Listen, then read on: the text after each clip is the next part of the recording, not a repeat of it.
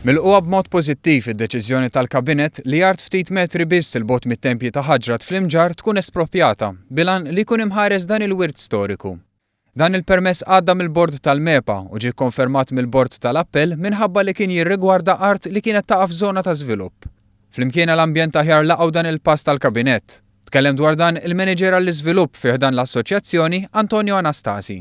Bħala assoċjazzjoni naraw dan li huwa pass pożittiv.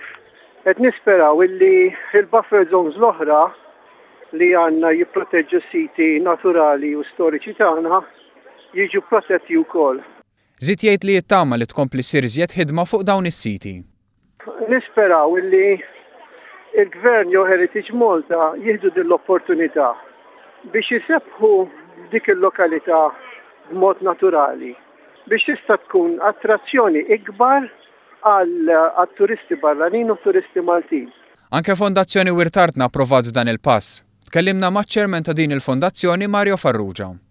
F'dan il-każ, f'affari ta' żmien vera qasir, il-Gvern qabad ħadd deċiżjoni, jiġifieri dana huwa wkoll fattur pożittiv ħafna.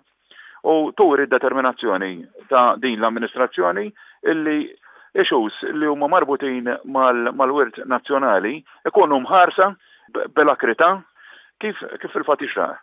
Innota kif f'okkażjonijiet fl-modi dan il-pass ma teħiġ.